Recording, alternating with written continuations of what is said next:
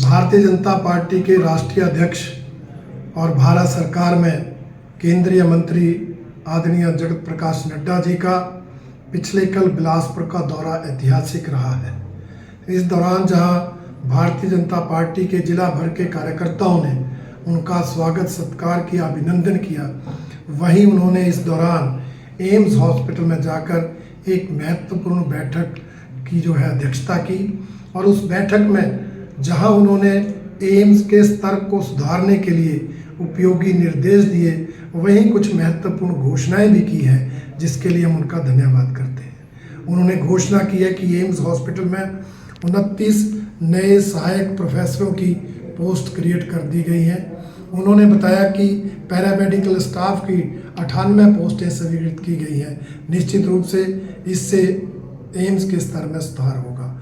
178 करोड़ रुपए एम्स के अंदर बॉयज़ और गर्ल्स के हॉस्टल्स के लिए, स्टाफ क्वार्टर्स के लिए और लेक्चर हॉल्स के लिए भी स्वीकृत करने की उन्होंने घोषणा की है। इसके अलावा उन्होंने निर्देश दिए हैं कि ओपीडी में ऑनलाइन रजिस्ट्रेशन दिसंबर माह से शुरू की जाए, जिसका जनता को बहुत ही लाभ आने वाले समय में होगा। सैंपलिंग के लिए ड्रोन की व्यवस्था भी आने वाले समय में जल्दी शुरू होगी, ऐसी भी उन्होंने घोषणा की है।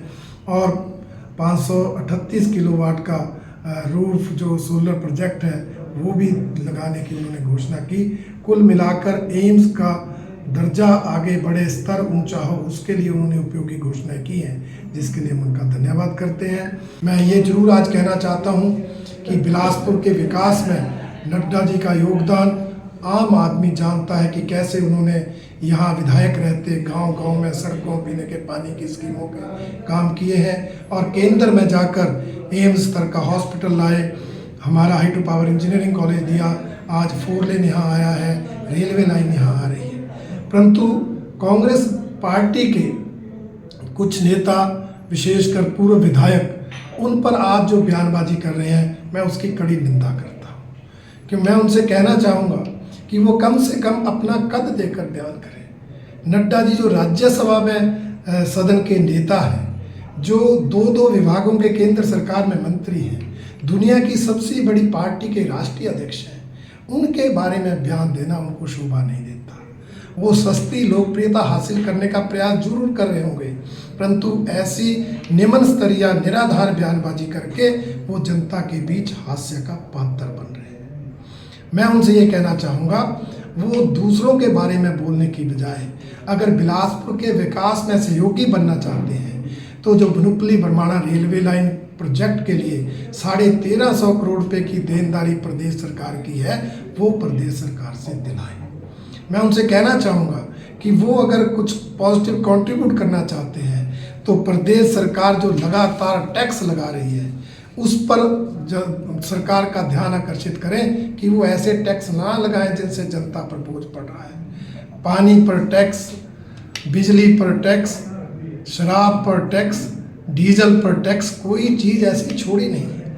और पिछले दिनों तो टॉयलेट पर भी टैक्स लगाया, और जब हमारे नेताओं ने आवाज़ उठाई तो वो नोटिफिकेशन वापस ले ली।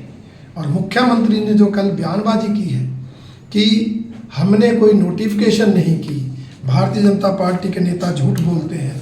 मैं बताना चाहता हूँ, ये नोटिफिकेशन इस सरकार की 21 सितंबर की है, जिसमें इन्होंने 25 पे टॉयलेट पर टैक्स लगाया था। और उसके बाद जब हमारे नेताओं ने हमने आवाज़ उठाई तो ये पिछले कल नोटिफिकेशन बैक डेट में जारी हुई है, जिसमें वो आदेश वापस हुए हैं। इसलिए ऐसी जो सरकार निर्णय लेकर वापस लेती है, ऐसी सरकार के जो नुमाइंदे हैं, वो इस तरह की निम्न स्तरीय बयानबाजी करते हैं, जिसकी मैं कड़ी निंदा करता हूं। और एक बार फिर नड्डा जी को बिलासपुर के लिए पिछले कल दी गई सौगातों के लिए धन्यवाद करता हूं।